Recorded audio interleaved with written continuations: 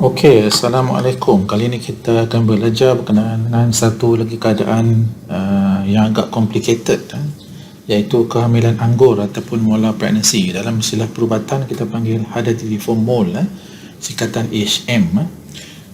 Kita tahu bahawa normal pregnancy, kehamilan yang normal, dia akan menghasilkan uri, uri dan juga janin.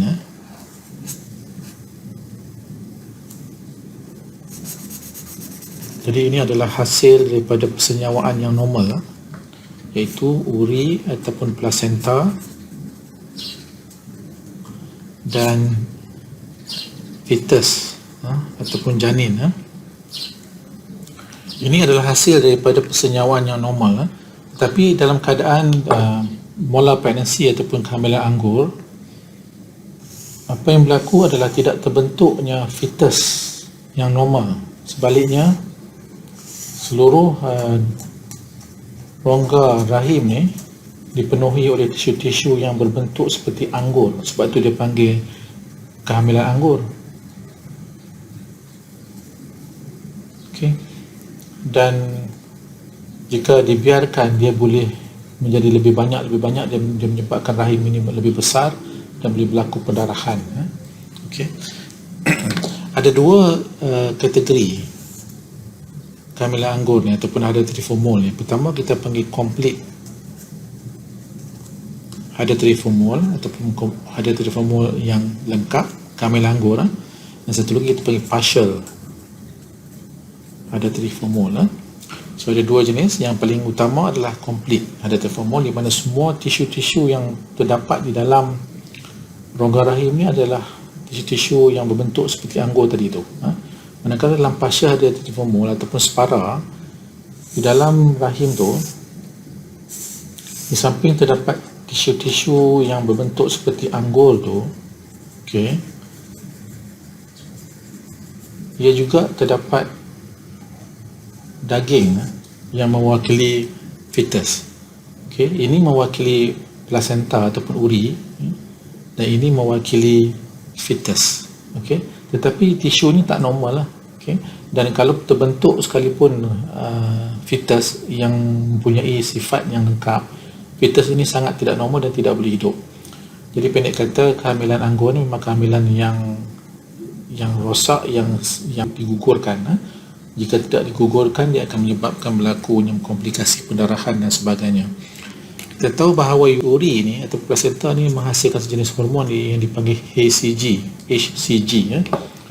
Dan kehamilan anggur ni ataupun hereditary mole ni adalah asalnya daripada uri yang tidak normal, terbentuk tidak normal, dan ini juga akan menghasilkan HCG. Dia juga akan menghasilkan HCG yang banyak, tapi lebih banyak daripada kehamilan yang normal. Jadi ini adalah salah satu ciri-ciri yang penting untuk mengesan dan juga untuk membezakan kehamilan anggur dan juga kehamilan yang normal. Ini menghasilkan terlalu banyak hormon HCG yang akan masuk ke dalam aliran darah, dan ada di antaranya akan pergi ke air kencing. Jadi kita boleh ukur hormon HCG ini di dalam darah ataupun di dalam air kencing untuk tujuan pengesanan dan juga untuk tujuan memantau sakit selepas rawatan. Kita ada dua kumpulan hereditary mole ataupun kehamilan anggur ni, dan kita tahu bahawa kehamilan yang normal terhasil daripada persenyawaan yang normal di antara satu sperm dengan satu ovum yang datang daripada kelenjar ovary. Sperm untuk lelaki datang daripada kelenjar testis, ovum datang daripada kelenjar ovary. Satu sperm dan satu ovum bersenyawa dan menghasilkan sel-sel, menghasilkan janin ataupun embrio. Ini ataupun embrio. Ini adalah dalam keadaan yang normal. Tetapi dalam complete hereditary mole, apa yang berlaku adalah satu sperma bersenyawa dengan ovum juga, tetapi ovum ni dia kosong, dia tidak ada kromosom. Tiap sel dia ada kromosom dalam dia. Cuma sperma saja ada kromosom, tapi ovum ini kosong, tidak ada kromosom. Dan satu lagi ada juga complete hereditary formula ni ada lebih kurang 80% lah daripada complete HM 80%. 20% lagi dua sperm bersenyawa dengan satu ovum yang kosong, dan dua-dua sperm ni memang ada kromosom di dalam ni. So ovum yang disenyawakan ini tidak normal. Jadi apa yang berlaku hasil daripada persenyawaan ini adalah cuma komponen daripada lelaki sahaja sperma untuk dua-dua keadaan ini. Ini menyebabkan apa yang terbentuk adalah uri yang tidak normal yang membiak dengan cepat dan menjadi seperti buah anggur. Okay. Dan manakala untuk partial hereditary formol ataupun kehamilan anggur yang separa ni, satu sperm dia bergabung dengan satu ovum, tetapi kedua-duanya memang ada sama juga, ada kromosom. Tetapi apa yang berlaku bila berlaku persenyawaan ni, sperma ini dia membiak dua kali ganda. Dia ada dua sperma, kromosom daripada sperma dan juga satu set kromosom daripada ovum ni. Ataupun ini jarang berlaku, ini bukanlah 10%. Yang lebih kerap berlaku dalam 90% keadaan adalah dua sperma dia bergabung dengan satu ovum. Okey, ini lebih kerap berlaku, menyebabkan berlakunya pembentukan partial hereditary formol. Jadi kesimpulannya, kehamilan anggur ni adalah akibat daripada kesilapan ataupun kelainan yang berlaku semasa proses persenyawaan. Sepatutnya persenyawaan itu melibatkan satu sperma yang normal dan satu ovum yang normal. Okay. Tetapi untuk complete hereditary formol, kebanyakannya disebabkan oleh satu sperma yang normal tapi dia bergabung dengan ovum yang kosong, tidak ada kromosom di dalamnya. Okay. Ataupun dua sperma bergabung dengan ovum yang kosong, yang menyebabkan yang terbentuk bukan janin fetus tetapi hanya uri, sel-sel uri, sel-sel placenta yang membiak dengan cepat hingga membentuk seperti anggur di dalam rongga rahim.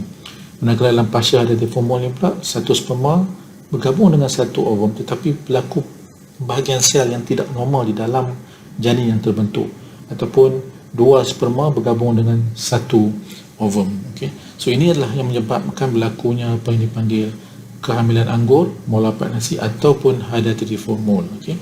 So apakah faktor-faktor risiko yang boleh menyebabkan seseorang mengalami masalah hereditary formol ni? Faktor risiko maksudnya jika perempuan mempunyai faktor-faktor ini, maka risiko perempuan untuk mengidap kehamilan anggur atau molar pregnancy ini adalah lebih tinggi. Yang pertamanya adalah usia seorang wanita yang lebih daripada 50 tahun. Jika hamil, risiko dia akan meningkat sebanyak 5 hingga 10 kali ganda.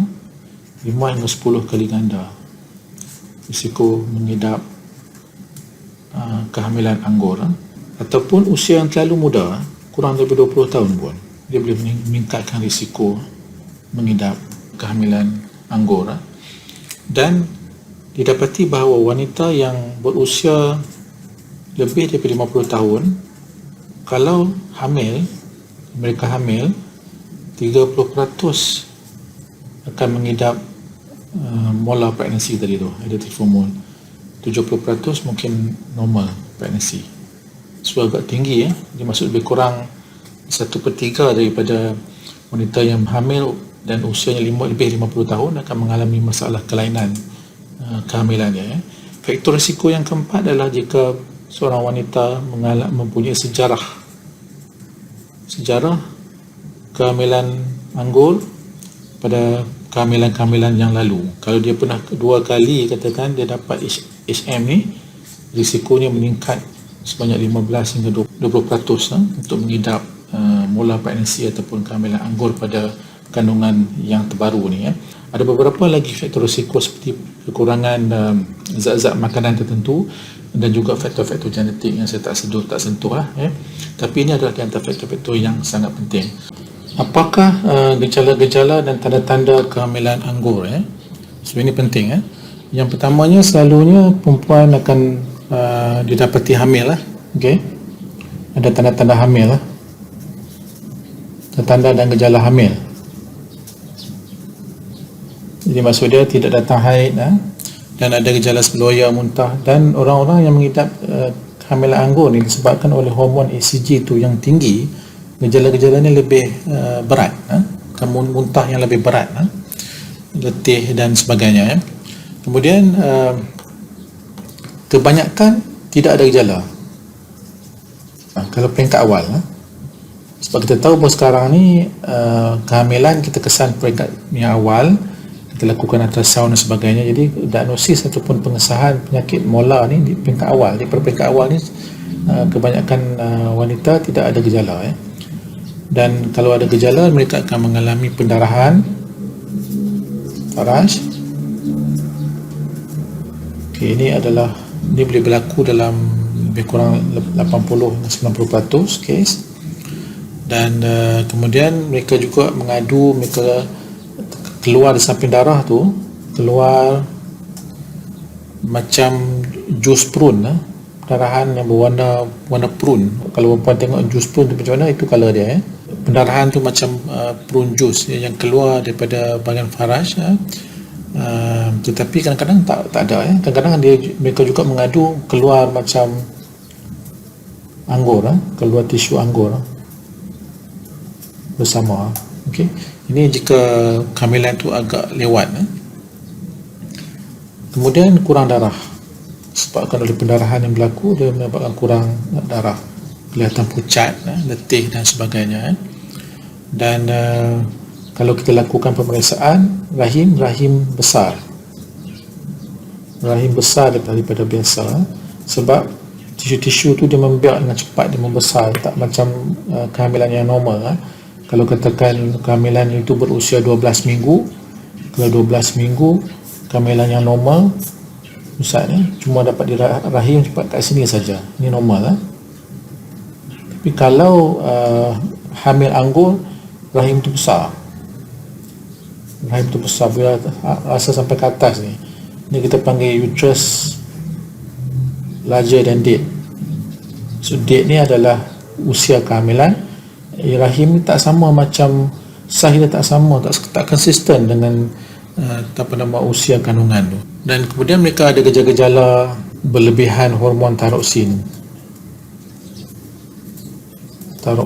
seperti nadi cepat, gemuruh gementar, dan sebagainya. Dan ada juga yang ada masalah pernafasan, sesak nafas. Ini serius maksud dia mungkin dah melibatkan paru-paru. Dan ada juga yang mengalami gejala-gejala seperti tekanan darah tinggi. Tanda bukan gejala, tekanan darah tinggi. So ini adalah di antara gejala-gejala yang akan dialami dan tanda-tanda yang dialami oleh wanita yang mengalami kehamilan anggur. Okey. Komplikasi kehamilan anggur ini penting untuk perempuan faham. Pertama, kalau muntah yang banyak, sebab kita tahu bahawa wanita yang mengalami kehamilan anggur ni dia akan mengalami tanda-tanda gejala-gejala kehamilan yang lebih berat berbanding dengan kehamilan biasa yang normal. Bila muntah banyak tak dikawal, dia akan kehilangan air kurang, lepas tu mineral kurang, dan zat makanan pun kurang. Kemudian dia berlaku pendarahan, sebab di dalam rahim ni banyak tisu anggur, dia akan membiak dan besar lama-lama mula pendarahan berlaku. Dan banyaknya pendarahan yang banyak ni boleh menyebabkan kurang darah, anemia kita panggil. Okay. Kemudian ada juga pesakit yang mengalami tekanan darah yang tinggi, high blood pressure. Dan tekanan darah yang tinggi ini kalau tak dikawal boleh menyebabkan komplikasi seperti jantung gagal dan juga angin ahmar. Kemudian kesan daripada hormon tharoxin hormon yang tinggi, ataupun kita panggil hyperthyroidism. Bila hormon tharoxin ini tinggi, jantung cepat mengepam, kemudian nadi cepat, dan ini boleh menyebabkan tekanan darah tinggi dan juga boleh menyebabkan kegagalan jantung. Jadi tekanan darah yang tinggi dan juga tharoxine, hormon tharoxine yang tinggi ini mempunyai kaitan ya. Kemudian ada juga kes yang terpencil yang di mana mola-mola tisu ni dia boleh masuk ke darah dan boleh merebak ke paru-paru. Kita panggil molar embolization. Tapi ini jarang berlaku. Selepas rawatan dia akan hilang sendiri yang cepat. Kemudian apabila molar pregnancy ini berlaku, dia mengeluarkan terlalu banyak hormon HCG. Sebab kita tahu bahawa molar-molar tisu ataupun tisu molar ini dia asal daripada plastik uri. Dia mengeluarkan banyak ECG, dan ECG ini, hormon ECG ini akan merangsang ovary. Dengan ovary ini akan membengkak. Dia akan membengkak dengan besar. Kadang-kadang pesakit itu akan mengalami sakit, perut kembung, dan juga kadang-kadang jika tumbuhan ataupun cyst pada ovary ini terpusing ataupun twisted, dan pesakit itu akan mengalami sakit yang berat dan perlu menjalani pembedahan emergency. So ini kita panggil theca lutein cyst. Theca lutein cyst adalah cysta yang terbentuk di dalam kelenjar ovary akibat daripada rangsangan hormon HCG yang terlalu banyak yang dikeluarkan oleh tisu-tisu anggur atau molar tadi. Kemudian satu lagi komplikasi yang jarang berlaku, mungkin dalam 5% daripada kes-kes adalah dia boleh bertukar menjadi kanser. Ini adalah kesan jangka panjang. Jangka masa panjang dia boleh menjadi kanser. Kanser yang terjadi dikenali sebagai JTN, singkatan kepada gestational trophoblastic neoplasm. Nanti saya akan bincang tentang tajuk ni pun besar, dan sebab itulah penting seorang wanita yang mengidap molar pregnancy ataupun kehamilan anggur ni untuk dipantau sekurang-kurangnya dalam masa 2 tahun dengan cara kaedah pemeriksaan dan juga ukuran hormon HCG yang ada di dalam darah dan juga dalam air kencing untuk memastikan mereka pulih sepenuhnya dan tidak mendapat komplikasi yang kita panggil GTN ini. Dan salah satu GTN adalah choriocarcinoma, iaitu jenis kanser yang sangat agresif.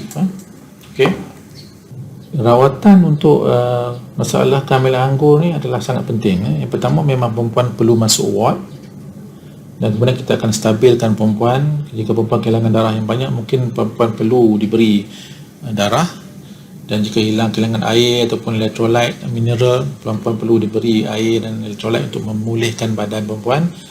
Tekanan darah perempuan jika tinggi, kita akan kawal dulu. Begitu juga hormon tharoxine, kalau tinggi sangat kita akan merujuk kepada pakar endokrinologi dan dia akan kawal hormon ini sebelum perempuan perempuan menjalani rawatan mengeluarkan tisu-tisu ni yang kita panggil suction evacuation. Jadi rawatan untuk kehamilan anggur memang kena buat prosedur yang kita panggil suction evacuation ni, di mana perempuan akan diberi bius, kemudian kita akan masukkan tube ke dalam sedut ke dalam rahim. Dia prosedur dia lebih kurang kita buat di DNC, tapi ini kita gunakan tube untuk menyedut. Kita masukkan tube penyedut ini ke dalam rahim dan kita akan sedut keluar tisu molar ini sehinggalah rahim ini dah kosong, tidak ada lagi tisu, dan kita akan gunakan ultrasound untuk pastikan tidak ada lagi tisu yang tertinggal. Jadi tisu ini kita akan hantar ke makmal patologi untuk pengesahan. Kemudian perempuan akan tinggal beberapa hari di ward, dan setelah okey, tak ada pendarahan apa semua, perempuan akan dipindahkan pulang. Kemudian yang pentingnya, perempuan perlu mendapat rawatan susulan. So tuan-tuan, rawatan susulan ni selalunya lebih kurang dalam masa 2 tahun. 2 tahun, dan tiap-tiap rawatan susulan tu perempuan perlu diperiksa, perlu menjalani ujian. Yang paling penting adalah ujian darah untuk hormon HCG ni, memastikan ia dah kembali normal. Sebab kalau dia meningkat, itu petanda yang perempuan mungkin mengidap kanser, ataupun mungkin tisu-tisu molar tadi itu dah berkumpul balik. So mungkin perlu menjalani rawatan suction sekali lagi. Tapi yang lebih kita takut bimbang adalah jika perempuan mengalami masalah kanser, kita panggil GTN tadi tu. So jadi penting untuk perempuan mendapat rawatan susulan, jangan tak datang. Dan kemudian selalunya kita tidak galakkan perempuan untuk hamil untuk jangka masa 2 tahun yang pertama, sebab nanti dia akan ganggu kita punya pemantauan ni ya. Tetapi ini boleh dibincang dengan pakar ataupun doktor yang merawat perempuan.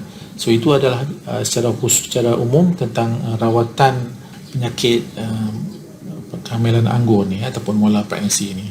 Setakat ini dahulu berkenaan dengan kehamilan anggur ataupun molar pregnancy ataupun hereditary tumor, dan insyaAllah kita akan bincang pula berkenaan dengan kanser yang diakibatkan oleh molar pregnancy ni yang kita panggil GTN ni ataupun gestational trophoblastic neoplasm ni. Sekian, terima kasih.